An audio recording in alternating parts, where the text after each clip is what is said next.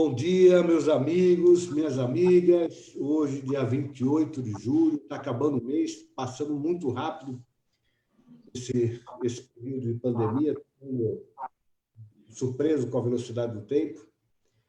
Hoje, 10 horas, começamos mais uma conversa entre amigos. E quero dizer que, para mim, uma conversa especialíssima, emocionante, com grandes e queridos amigos. E falamos sobre algo que é de comum a todos, que é a questão da superação. Está conosco José Luiz Tejon. Eu não o conhecia, estou conhecendo agora, conhecia de nome, pelos livros, pelos artigos. Tejon, obrigado por ter aceito o nosso convite, pela participação. Bom dia. Bom dia, prazer meu. O querido maestro, querido amigo, esse exemplo para todos nós, João Carlos Martins. Obrigado também por ter aceito o convite, por estar conosco, estar com saudades. Bom dia. Prazer é meu. E o Lais, que é outro grande amigo, depois eu conto as histórias nossas. Lais, bom dia, obrigado por ter aceito o nosso convite, estar conosco. É um prazer e uma honra. Obrigado pelo convite. Hoje é uma conversa muito formal. Eu, só para dar início a essa conversa, passo direto para o Tejon para contar um pouquinho a sua história de vida, as suas conquistas, os seus desafios, né? E contar para a gente o que é o Tejon. Conta para a gente, Tejon, da sua vida. Bom, Marcos, prazer imenso. Bom, eu estou aqui mais para ouvir, porque tendo aqui com a gente o Lars, o João, eu vou te contar, esse é o fundamento da superação. Você se transforma na qualidade dos seres humanos quem você presta atenção. Então, está aqui com você, com o Lars, com o João, talvez o passo número 1 de uma metodologia de superar, né? Nós somos o resultado dos seres humanos com quem convivemos e depois com quem a gente busca, a gente procura. E eu tive o Lars famosérrimo, né? Um ser humano aí global, planetário. João Idem, o João eu tive um prazer imenso de conhecer anos atrás, quando 2 americanos escreveram um livro, Succeed on Your Own Terms, e vieram aqui ao Brasil. Um deles entrevistaram a mim, entrevistaram ao João, e aí nós criamos aí uma amizade muito grande. O João já fez prefácios dos meus livros, e o João me deu um presente, que é um presente eterno, em que em todo lugar que eu vou, eu sou obrigado a mostrar, quando esse gigante maravilhoso aí do João me mandou num vídeo me chamando do herói dele. Covardia, né? Isso eleva a autoestima de qualquer um, né? E estar aqui com vocês é uma honra muito grande, mas cada um de nós, acho que tem aí teve que enfrentar um desafio, né? Um desafio, no caso, não fácil. No meu, foi um acidente aos 4 anos de idade, uma grave queimadura no rosto. Então, a partir daí, houve toda uma jornada para chegar até onde cheguei, né? Fui diretor estatutário do Jornal do Estado de São Paulo, hoje dou aula na França, uma carreira, e algo que era considerado, lá nos anos 58, 59, quando isso aconteceu, ser simplesmente impossível. Era uma criança considerada inviável. Então, a grande coisa bonita dessa jornada é o aprendizado que a gente pode tomar. E eu acho que o Brasil todo está vivendo, o mundo inteiro hoje está vivendo um momento muito forte do ponto de vista de necessidade de superação.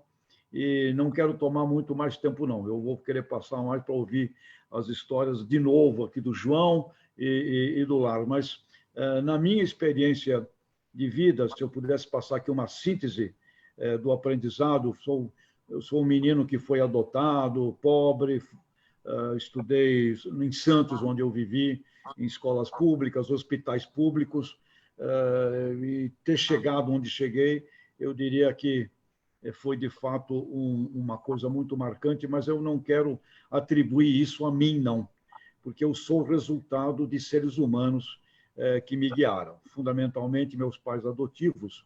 E aqui talvez vá a grande lição que deixaria aqui para todo mundo que nos acompanha e depois ouvir aqui o Lars e o João.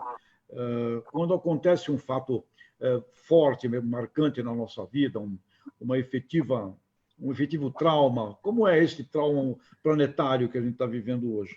O que aconteceu comigo é que, no dia em que eu queimei o rosto, ali começou uma vida nova. Não era mais a vida anterior. Não era a vida de um lindo menino adotado pelo casal Rosa e Antônio, lá em Santos. A partir daquele momento, nascia ali uma vida nova. Então, quem primeiro superou não fui eu. A grande superação foi desse meu pai e dessa minha mãe adotiva, porque, inclusive, a minha mãe fazia uma mistura lá para derreter cera, inflamou a lata, ela jogou para o quintal, eu vinha correndo do quintal e aí a mistura de cera com gasolina atingiu o meu rosto. Então, a minha própria mãe adotiva é que lançou a lata de cera, não dava nem para botar culpa em ninguém. Então, primeira grande superação é das pessoas que nos cercam. E, a partir desse dia, a vida anterior acabou e iniciou uma vida nova. E quando a gente inicia essa vida nova, eu tive muita sorte com essa família, porque eu fui ensinado a uma nova ordem.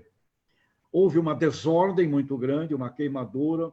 De 4 anos até 7 anos fiquei na Santa Casa de Santos. Naquela época, a ciência era muito mais atrasada do que hoje. E quando saí da Santa Casa, aos 7 anos de idade, foi estabelecida uma nova ordem. Havia uma desordem, a queimadura, todo aquele caos, mas a partir da minha saída do hospital aos 7 anos de idade, se estabeleceu uma nova ordem. E a nova ordem era proibido vitimização, ir para a rua enfrentar o que tinha que enfrentar e um design mental que era feito na minha cabeça. Você será um grande homem, e o meu pai dizia, não tenhas vergonha, um português, né, de trás dos montes, dizia assim, não tenhas vergonha da tua cara, tenhas vergonha na cara.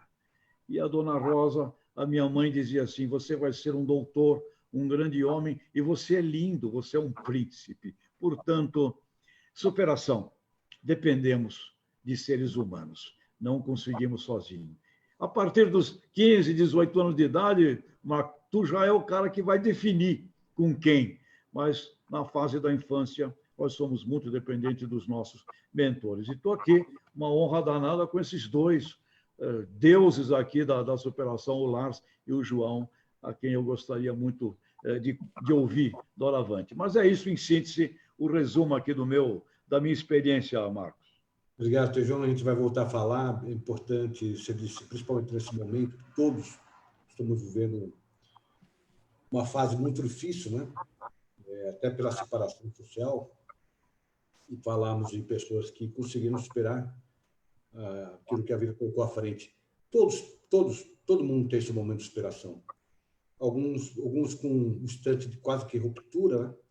Outros com uma superação de uma dificuldade de outra natureza, mas a força do exemplo é fundamental. E aí, quando eu falo de exemplo, eu vejo esse homem sensacional que eu tenho a alegria de ser amigo da família inteira. Eu sou amigo da toda a família e todos são especialistas. O pai já era, né? Eu conheci o pai deles. E hoje o maestro João Carlos Martins, nosso querido João, né? Que tem uma vida maravilhosa, retratado num filme, João, o Maestro, que eu sugiro a todos que assistam. Deve ter... Eu assisti no cinema com eles, né? Com o João e com a Carmen. E... João, você também é um exemplo para todos nós, querido. Que está com a palavra, João. Bem, em primeiro lugar, eu diria que percentualmente, eu significo 20% do Tejon. Por quê? Eu fiz na minha vida 24 operações nas minhas mãos. Tejon, eu acho que você fez umas 80 operações. Por aí. Por aí. Então, já começo com 20% da possibilidade de superação que o nosso Tejon teve. No meu caso, inclusive, hoje, eu que sou em tecnologia uma vergonha. Olha o meu celular. Hoje, inclusive, o Alexandre Nero me convenceu a ter o meu maestro João Carlos Martins no Instagram, e eu finalmente entrei há um ano e pouco no campo da tecnologia. Não sei digitar nada, mas pelo menos tudo é feito. E hoje eu coloquei um momento muito importante da minha vida.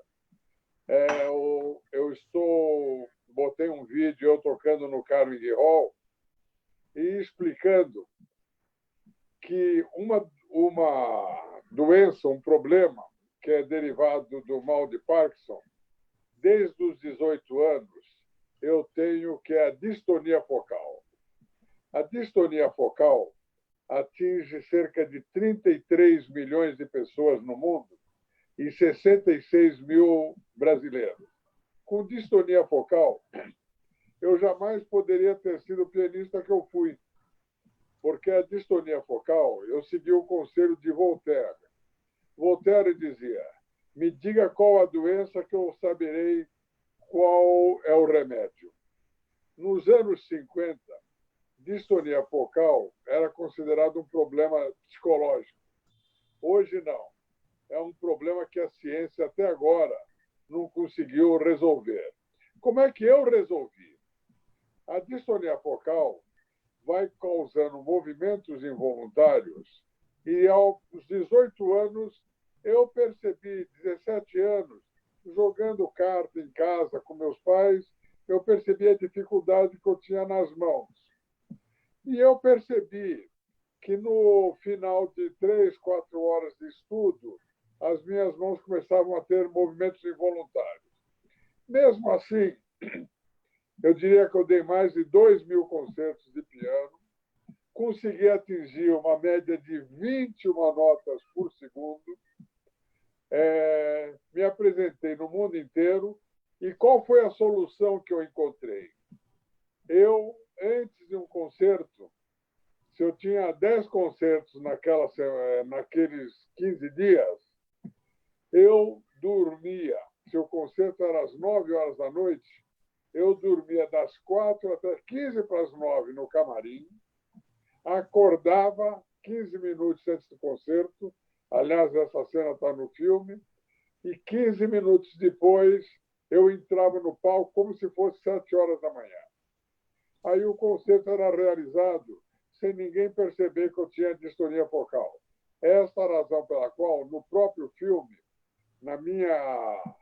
num concerto meu, o professor fala: volta para o bis. Eu falo: não dá para tocar um bis. Eu acabava o concerto sempre com uma luta brutal e sempre consegui, graças a Deus, o perfeccionismo aliado à emoção. Então, o perfeccionismo e a emoção fizeram parte da minha vida. Eu fui fazendo a carreira, mas fora a distonia focal, tive um acidente com a ruptura do nervo ulnar do braço direito num jogo de futebol. Aí tive que tocar com dedeiras de aço. Com dedeiras de aço, eu cheguei a dar concertos onde, quando acabava o concerto, tinha sangue nas teclas. Aí tive que fazer um retiro novamente, voltei. Aí, com excesso de estudo à procura do perfeccionismo, fora o nervo ulnar, fora a distonia focal, fiquei com LER, lesão por esforços repetitivos. Mais um problema. Fui administrando na minha vida, eu realizei entre o exterior e o Brasil, eu acho que não chega perto de 3.000 concertos de piano. E sempre um concerto meu, eu considerava que tinha que ser como uma gravação. Tinha que ser a procura do perfeccionismo para o público e, ao mesmo tempo, fazer com que o seu coração chegasse no coração do público. Se não bastasse isso, ainda, no final de uma gravação na Bulgária, sou assaltado, tenho uma lesão cerebral. Um ano no Jackson Memorial Hospital, fazendo o tratamento, volto novamente ao Carnegie Hall, consigo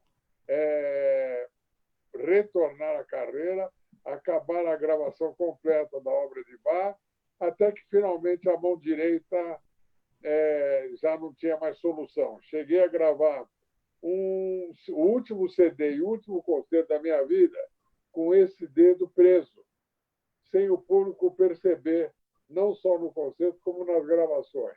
E eu inverti a mão esquerda com a direita nas passagens difíceis. Aí fiz uma carreira com a mão esquerda, fiquei com o Ler e fiquei ainda com um problema maior. No meu caso cerebral, o hemisfério da fala interferiu na mão, porque os dois estão muito próximos. À medida que eu falo, a mão vai fechando. Com tudo isso, aí no ano de 2003, eu soube que nunca mais podia tocar piano profissionalmente. Comecei a minha carreira de maestro, já foram mais de 1.600 concertos, já atingimos quase 17 milhões de pessoas ao vivo, e fazendo um programa de responsabilidade social, trazendo milhares de crianças para esse universo da música clássica e, ao mesmo tempo, procurando mostrar que você tem que ir. Eu tinha o erro de falar, eu vou de encontro, até que a minha mulher me ensinou, vou ao encontro. Eu sou maníaco de ter uma gramática bem conscientizada, sem erros de gramática. Então, eu fui ao encontro da periferia das periferias. Eu digo, fazendo concertos em favelas, do mesmo jeito que faço concertos no Carnegie Hall, como agora vou celebrar os 60 anos da minha estreia no Carnegie Hall, no próprio Carnegie Hall. E hoje, o vídeo que está no Maestro João Carlos Martins no Carnegie Hall é tocando a área da quarta corda de Bach, já com a distonia totalmente, só podendo usar 2, 3 dedos, mas anunciando que eu vou iniciar a campanha a nível internacional sobre o que significa a palavra distonia focal, que é um derivativo do Parkinson, mas que atinge hoje 33 milhões de pessoas no mundo, e na hora que a campanha estiver em vigor, vão aparecer mais 50 milhões de pessoas no mundo que ainda não procuraram a medicina para resolver o problema da distonia focal. Em outras palavras, finalizando, eu tenho os meus objetivos hoje baseados muito em manter a carreira de maestro. Hoje, com essas luvas biônicas, posso novamente colocar os 10 dedos no teclado. Não vou ser o pianista de antigamente, mas já estou tocando. Aliás, quando pela primeira vez eu botei no Instagram, eu tocando o Noturno de Chopin, 3 dias depois, 187 jornais do mundo inteiro colocaram que eu estava colocando os 10 dedos no piano a partir do New York Times, de Guardia, Figaro, Právida e assim por diante. Então, isso tudo me dá uma responsabilidade enorme de procurar não decepcionar a mim mesmo e não decepcionar o público no momento que ele vai me ouvir tocar. Mesmo com as limitações, cada vez que eu ponho a mão no piano, é sempre procurando o perfeccionismo e sempre procurando levar meu coração para o coração do público. Esta é a história desse velho maestro. Aliás, no final do ano, assisti mais uma de suas apresentações, estavam maravilhosas as músicas de Natal, né? A história, né, das músicas natalinas, maravilhosas. O Lais, outro grande amigo, o Lais também é uma figura esplêndida e que serve de exemplo para todos nós. Eu vou contar só uma passagem, depois vamos falar um pouquinho. Eu sofri um acidente há 5 anos também, sofri uma amputação, perdi uma perna. E um dia me liga um amigo, um advogado, ex-presidente da OAB do Paraná, o Glombe, diz: Marcos, eu posso lhe fazer uma visita? Vou para São Paulo, quero lhe visitar. É um amigo muito querido.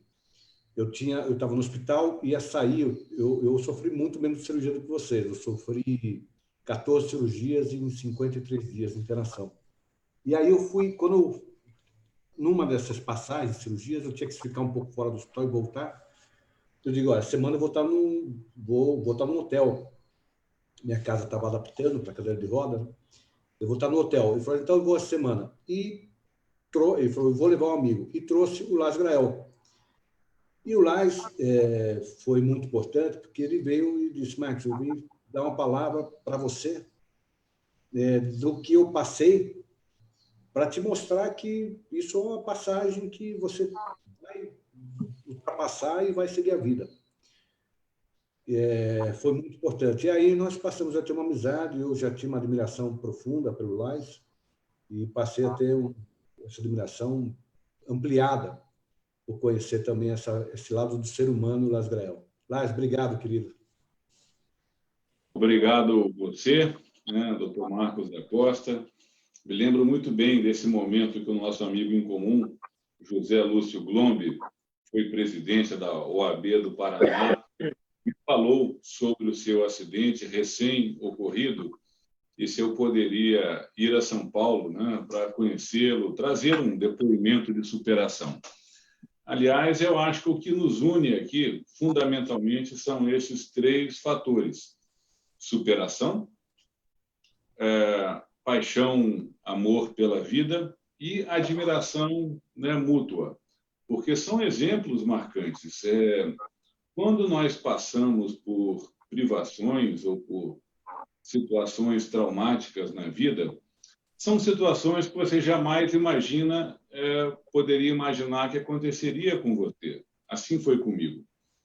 No auge da minha carreira como atleta olímpico, me ver num acidente onde tive a perna amputada, recém-medalhista olímpico pela 2ª vez, que havia ocorrido nos Jogos de Atlanta, 96, naquela prova lá em Vitória, uma lancha desgovernada, conduzida por um piloto que provou-se estar alcoolizado, um risco em movimento.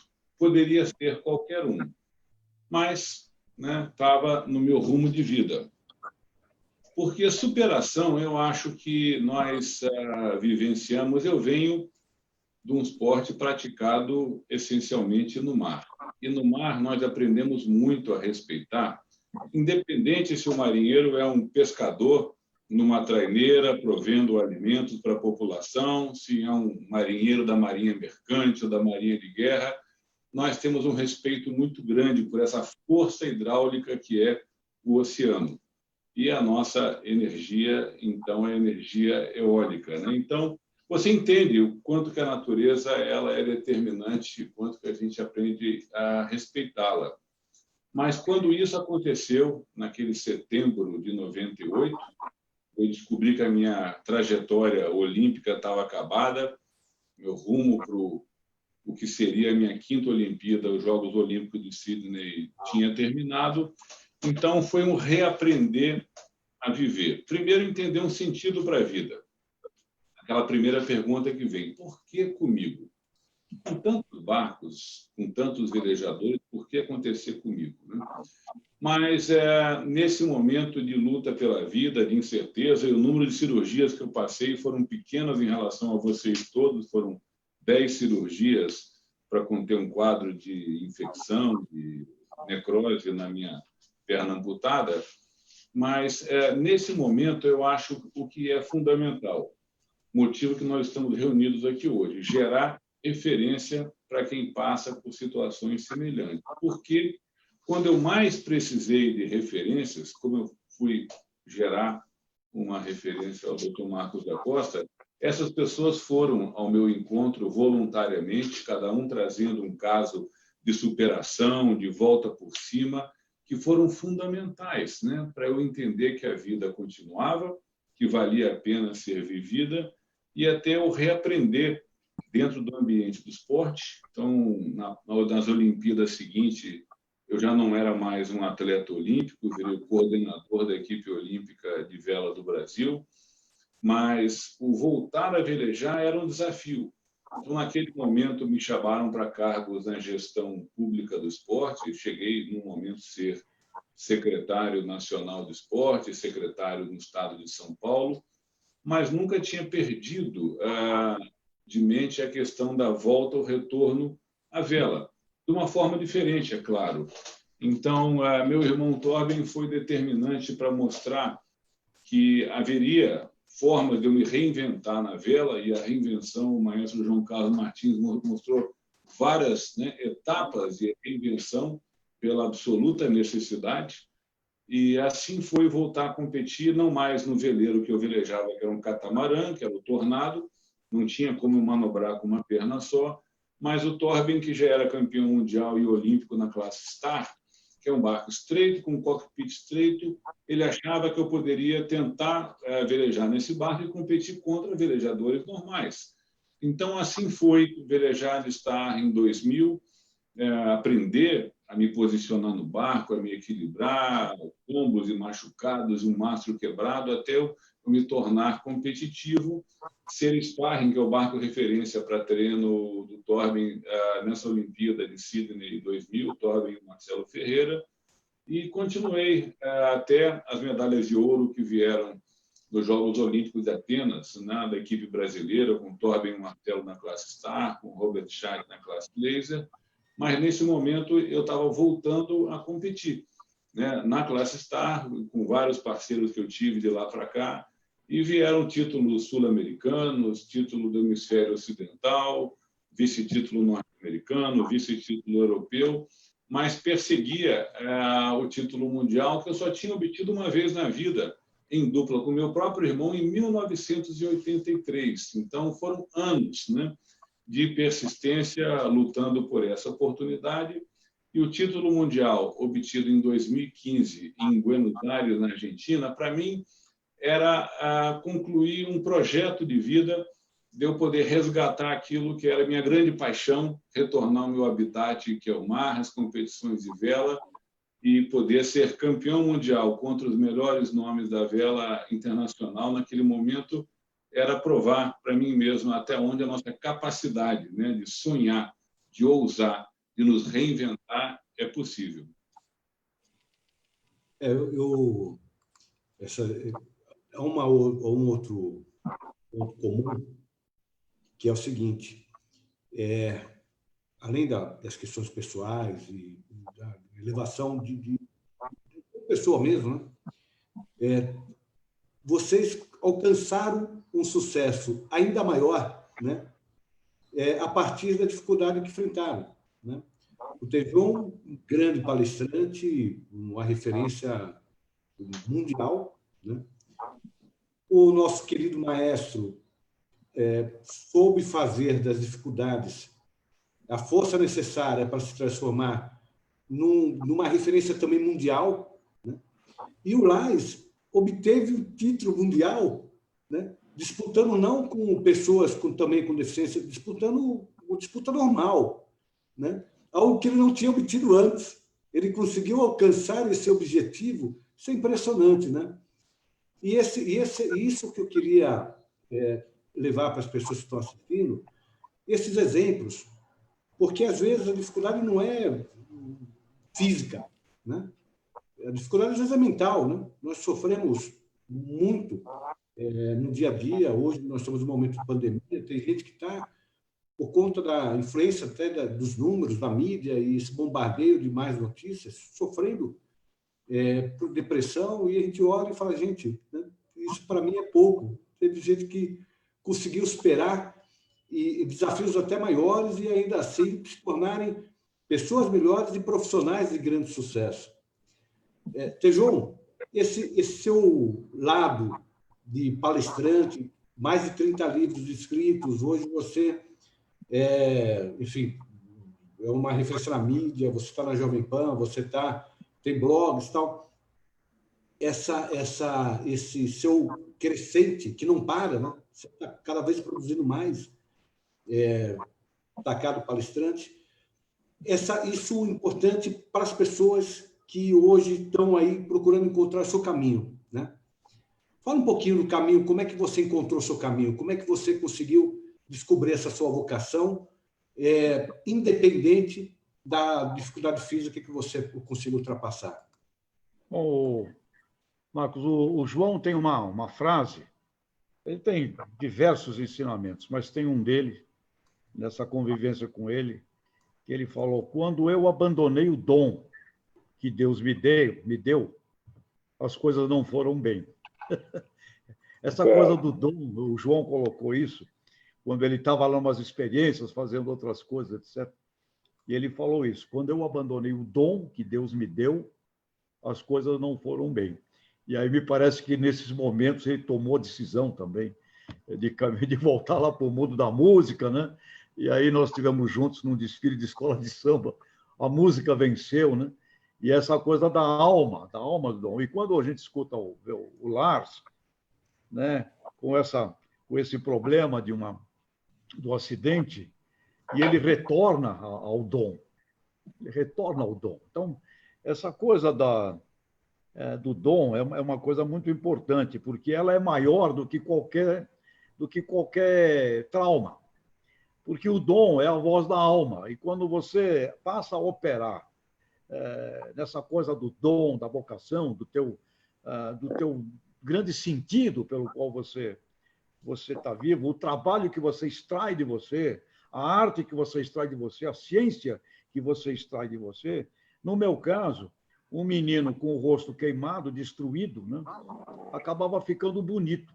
Levou tempo para eu entender isso. Aliás, eu sou muito mais sortudo do que o João e do que o Lars, porque esse meu trauma aconteceu aos 4 anos de idade, então eu tive a chance e a felicidade de contar com uma família adotiva, que eu tenho que agradecer sempre, né? Eles me levaram. Eles me levaram até 14, 15 anos de idade com uma... Eles foram os maestros, João. Eles foram lá o timoneiro, Lars. Eles foram as pessoas que não me permitiam, né? Então, eu tive essa felicidade. Depois comecei a encontrar em mim, encontrar o dom. Esse meu dom, guardadas as gigantescas proporções com o João, também aconteceu através da música, de uma maneira muito simples. Eu descobri, tocando violão, descobri que eu podia criar música com os mesmos 4 acordes. João, você me desculpe, né? Com os mesmos 4, 5 acordes, dava para criar músicas. Aí comecei a fazer música para teatro, etc., e descobri o dom da criação. A coisa de ser palestrante, Marco, nunca esteve na minha cabeça, eu nunca pensei nisso.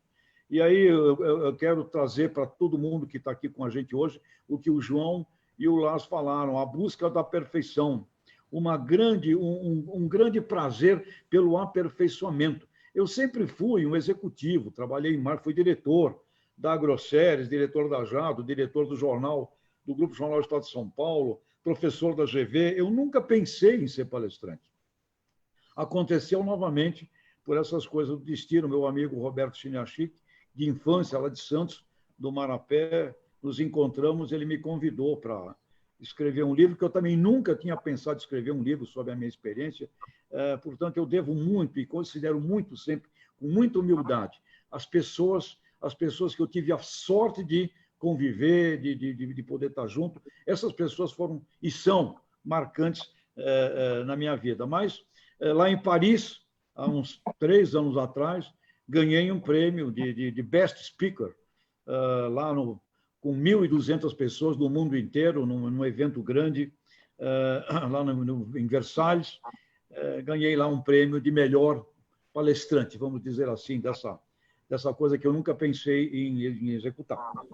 E aí um russo chegou para mim, muito comovido, estava na plateia, falou assim: eu fico imaginando a felicidade que sua mãe e seu pai teriam se vissem você aqui, né, em Paris, Torre Eiffel lá ao fundo, ganhando o prêmio de Best Speaker.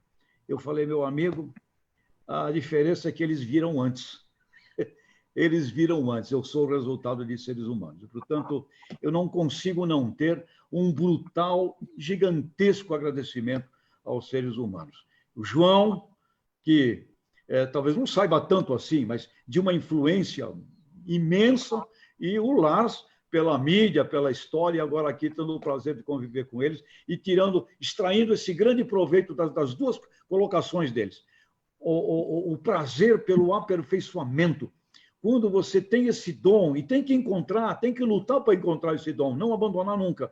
Seja o que for, fazer patchwork, fazer tricô, qualquer coisa. Quando você tem isso e você trabalha no aperfeiçoamento dessa obra, você fica lindo, as suas mãos ficam mais velozes ainda do que os 21 toques por segundo do João. O Lars vai poder dar 30 voltas ao mundo sem sair do barco, porque é uma coisa que, de fato, a alma da gente passa a falar mais alto do que o corpo. Então, Marcos, seres humanos. Então, quem está agora numa draga, numa situação de depressão, presta atenção quem você ouve, cuidado. Olha, não está gostando da sua vida, muda de relacionamento. Hein? Seres humanos são sagrados na nossa vida. É verdade. E o Maestro também tem outra coisa, aliás, os três, mas é uma... O Maestro não para de fazer projeto, né? O Maestro está se pensando qual é o novo projeto, o que posso fazer, o que você está fazendo agora? Quais são os projetos para esse ano com essas dificuldades? Você estava contando que você fez uma live, saiu uma vez para fazer uma live no Anfiteatro do César, né? Maestro. Com você. Maestro. Então, deixa eu te falar. Primeiro, uma coisa que eu queria dizer. O simples fato de você me convidar já me senti honrado. Se fôssemos só nós dois, eu já estaria profundamente honrado por aquilo que você significa no meio jurídico brasileiro, que dignifica o Estado de Direito em nosso país, por tudo que você significa. Mas você usou aqui de uma técnica até um pouco diferente, que eu me lembrei, há um ano atrás, me telefonaram perguntando se eu podia participar de uma campanha ao lado de duas pessoas, o Fernando Meirelles e o Sebastião Salgado.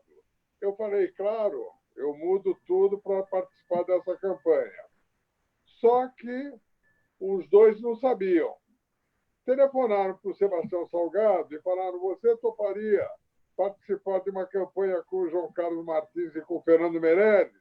O Sebastião falou, topo, claro, na hora.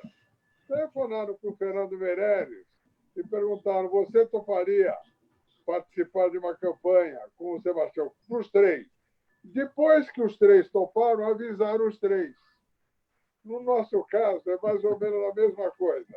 Quando você falou se eu podia participar de uma live com o Lars e com o Tejon, eu falei, eu mudo qualquer programação na minha vida para ter a honra de estar ao lado dessas duas pessoas. Digo mais, eu conheci o Lars num avião.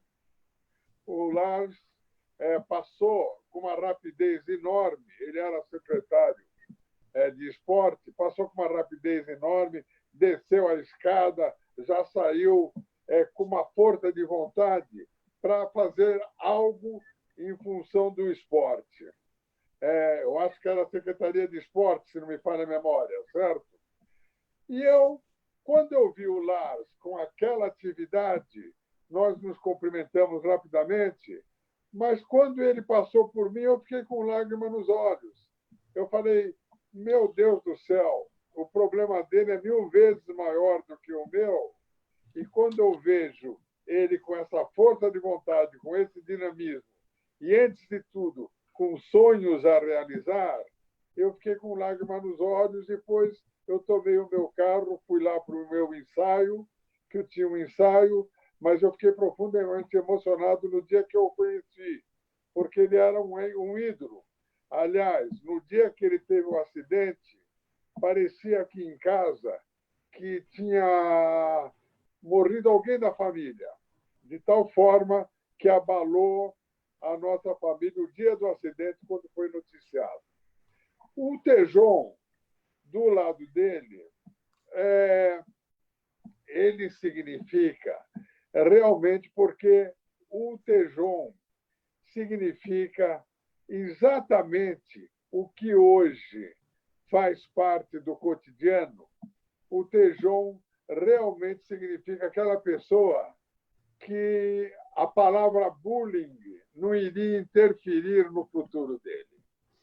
Então, a palavra bullying não poderia interferir no futuro dele, porque ele sabia, o Tejon é como, eu sempre digo, quando a pessoa nasce, é como uma flecha. A flecha tem que alcançar o destino dela. Pode ter desvios, como o Tejon acabou de falar a meu respeito, mas ela tem que chegar no destino dela e cumprir a sua missão. Então, eu acho que nós três, nós quatro, não nós três, nós quatro, antes de tudo, nós estamos tentando cumprir uma missão e tentando, cada um de nós, deixar um legado. Se vamos conseguir, não sei, mas aquela pessoa que procura tentar deixar um legado, aquela pessoa certamente está um pouco acima da curva. Sem falsa modéstia, eu falo isso, porque essa é a minha luta para tentar deixar um legado, que é a luta do Tejon, do Lars e de você, Marcos. Legado gigantesco. Supera qualquer dimensão humana. Eu, quando sofri o acidente, eu estava no interior de São Paulo, por conta da atividade da Ordem, da OAB, viajando quase todo dia para o interior. E num sábado, eu dispensei, eu tinha o carro da Ordem, né? Porque, por causa das viagens, com o motorista, e eu dispensei o motorista, dizendo para ele para ficar em casa, para descansar com a família, né? Não tem sentido ficar sacrificando o motorista e prejudicando o convívio dele com os familiares. E aí eu ia com um amigo, esse amigo era diretor da Ordem, nós nos víamos de segunda a domingo, ele, durante a semana, por causa da OAB e da atividade profissional, ele também é advogado, por óbvio, e no final de semana, porque nós adoramos futebol. Ele palmeirense ou São Paulino, então a gente estava ou assistindo o jogo do Palmeiras ou assistindo o jogo do São Paulo. E aí, na volta da viagem, eu cochilei, e ele dirigindo, eu ia com o meu carro, ele ligou e falou assim, Marcos, deixa eu ir com o meu, faz tempo que eu não dirijo a estrada e tal. Tá bom.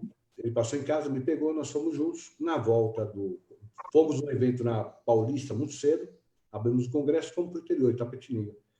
Na volta, eu cochilei, eu acordei com o carro tombando.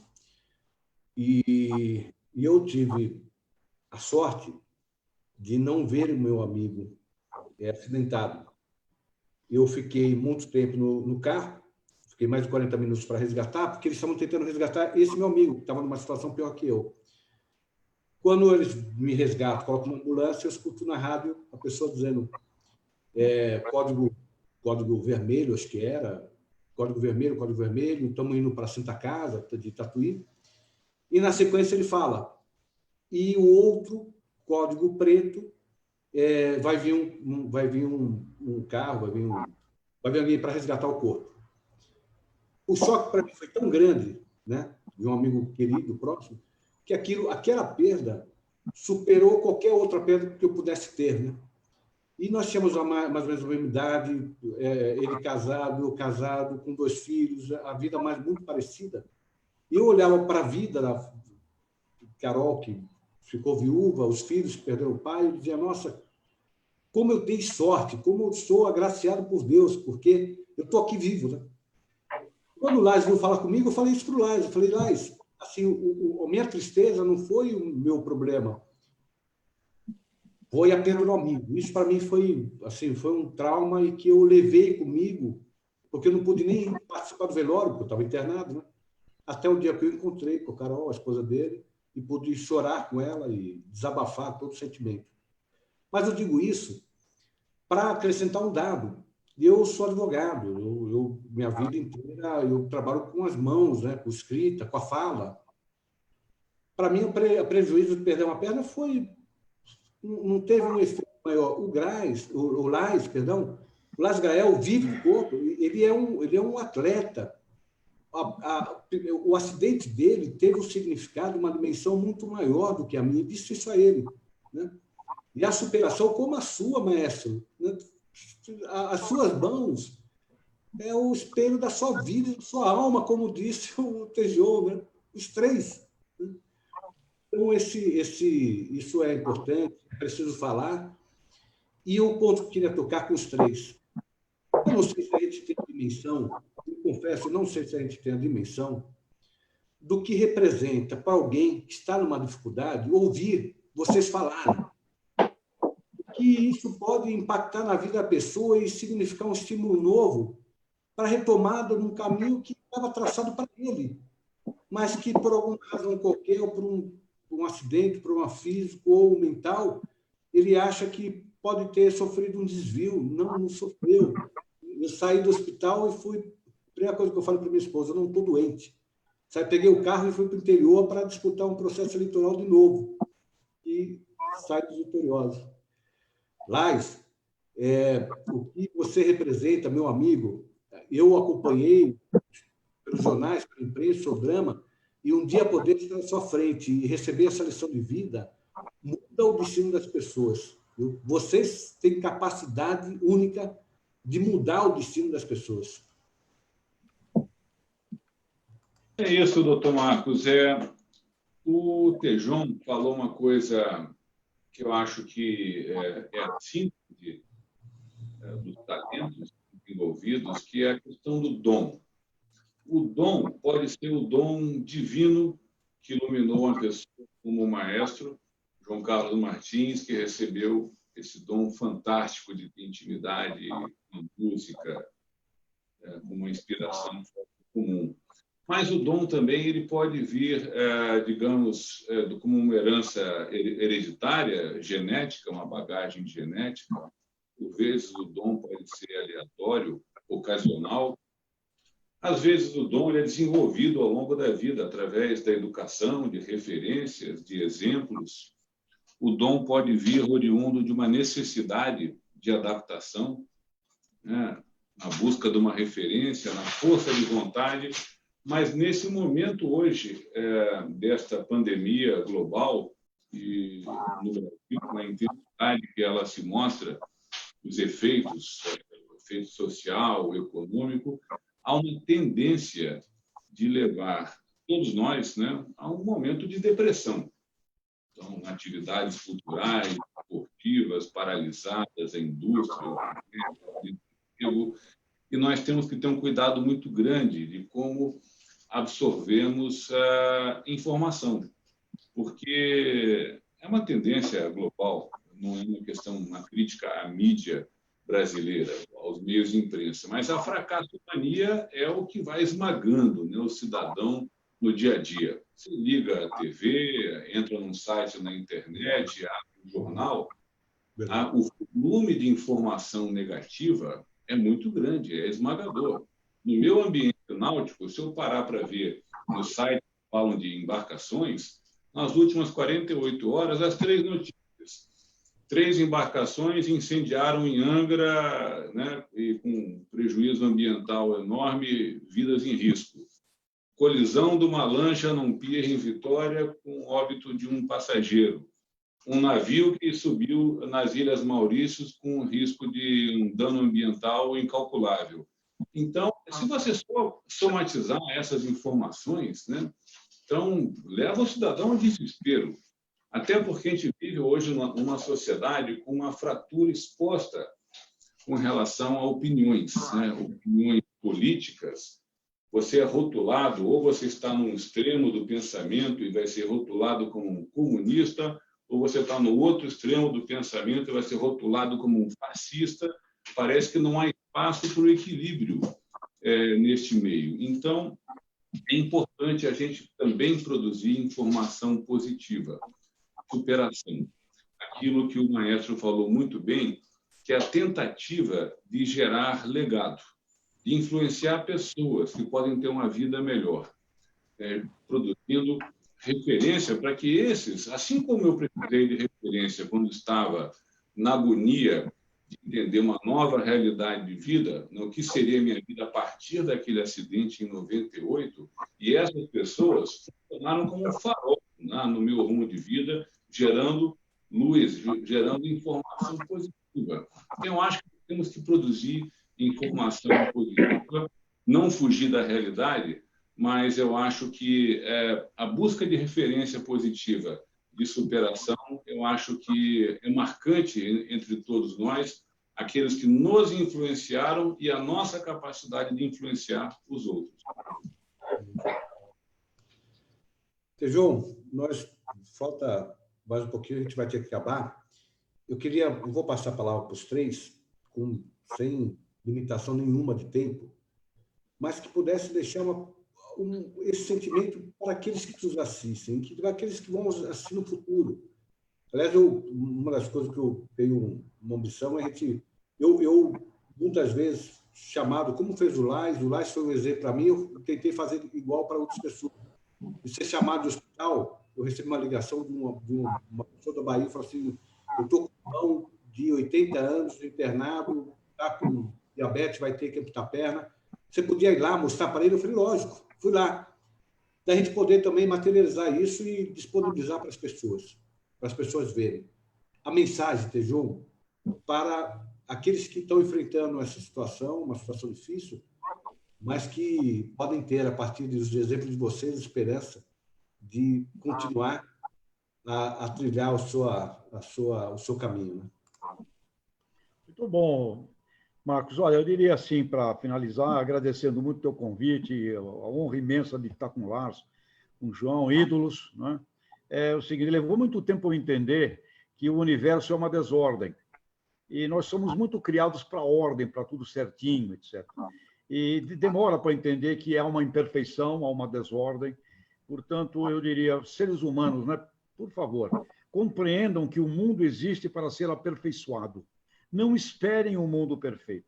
No nosso exemplo aqui, nós quatro, passamos por um choque, né, que nos obrigou a um crescimento. Né? Mas a maioria das pessoas que passam por esse choque não cresce, porque entra num processo de desacreditar da vida, etc. Então, eu diria, não duvide do seu destino, como o João bem falou, nosso destino é uma flecha que tem que acertar lá na ponta, busque o aperfeiçoamento em qualquer coisa que seja, porque aí você vai encontrar essa coisa fantástica do sentido pelo qual vale a pena viver. Eu diria, se eu pudesse voltar no tempo, mudaria o destino? Não. Faria o mesmo. Qual a única diferença? Prestaria mais atenção. Eu aprendi pouco perante o que eu poderia ter aprendido. Seres lindos, João, Lars, Dr. Marcos, muito obrigado pela honra e de absorver isso com vocês aqui. Obrigado a você, Tejon, imagina. Querido maestro, querido amigo, também, por favor, deixe a sua palavra, a sua mensagem para aqueles que estão nos assistindo, por favor. O que eu posso dizer é o seguinte, que uma adversidade, um defeito físico, a gente tem que tratar, inclusive com amor, com humor. Quando eu fui fazer a abertura da Paralimpíada, somente um piano no Maracanã para eu tocar o hino nacional, eu antes tive uma conversa, uma mesa redonda com alguns atletas paralímpicos, e eu falei para eles, nós temos que tratar o nosso problema, inclusive com humor. E eu contei uma história. Eu falei, quando eu perdi a minha mão direita, eu comecei uma carreira com a esquerda. Mas quando eu passava por países de ponta, eu procurava médicos para saber se podia reverter a direita. Todos falavam, não há nada a fazer, você não tem mais músculo. Aí eu comecei a ir na igreja, que eu acredito numa força superior e numa força interior. Mas o milagre não aconteceu. Finalmente fui parar num pai de santo. O pai de santo pegou, deu 1000 passes. Aí, no final, ele falou, não se preocupe, qual a mão? A direita. Ele falou, a direita é mais fácil. Eu falei, mas que bom. Aí ele falou, pai João nunca errou na vida. Em um ano, a sua mão está igualzinha à outra. Um ano depois, fechou a esquerda, entende? Então, ele acertou.